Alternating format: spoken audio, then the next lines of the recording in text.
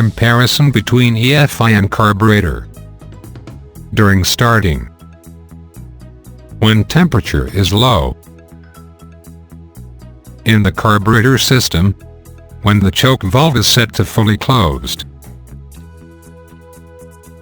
Strong vacuum, due to closed choke valve and throttle valve, allows rich mixture. The choke breaker slightly opens the choke valve after the engine has started, to prevent overly rich mixture in the EFI system. During starting.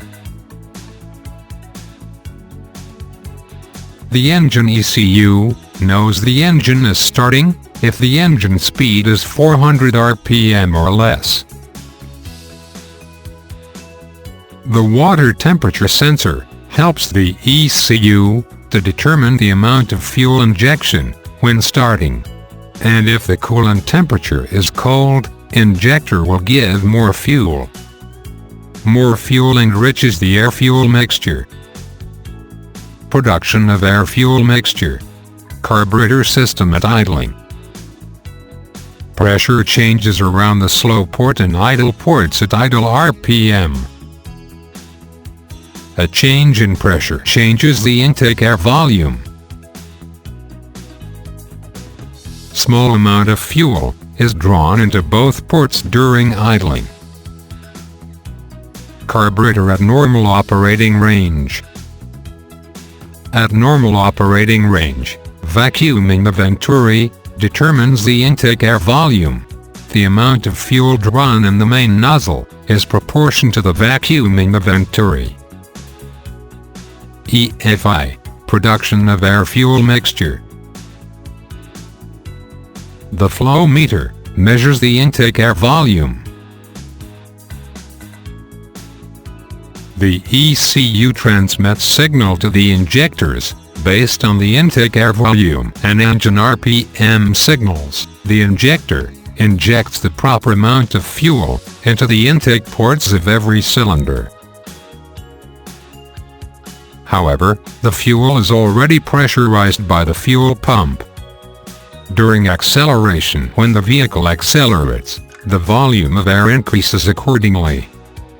Since fuel is heavier than air, there's momentary delay in fuel supply. Carburetor, during acceleration. Acceleration system prevents an overly lean mixture during acceleration. The pump jet delivers small amount of fuel when the throttle valve opens from fully closed position. Additional fuel prevents the delay of fuel supply from the main nozzle. EFI, during acceleration. During acceleration, injection duration is lengthened.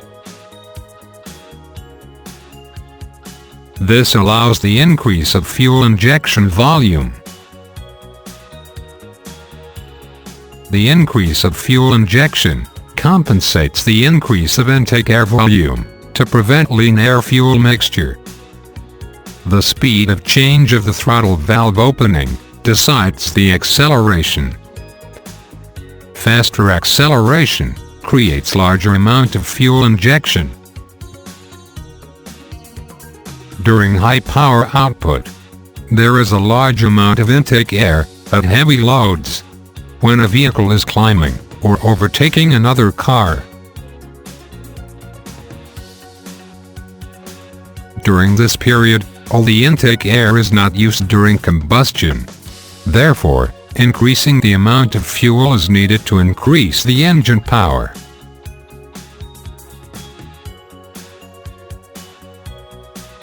Carburetor, during high power output. Carburetor has a power system. This system detects the engine load through manifold vacuum. When the vacuum on this portion weakens, the power piston pushes the power valve to open. The opening of the power valve allows the supply of richer air-fuel mixture. EFI, during high power output. Heavy load is determined by 1. Volume of intake air. 2. Engine speed. 3. Opening angle of throttle valve. As the amount of intake air and engine speed increases, the amount of fuel injection also increases. In addition, larger opening angle of the throttle valve increases further the amount of fuel injection while the engine is cold.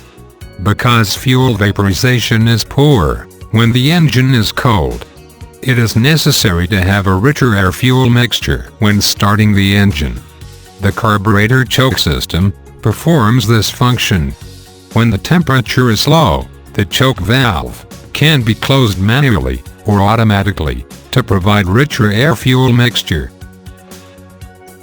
Carburetor with automatic choke valve.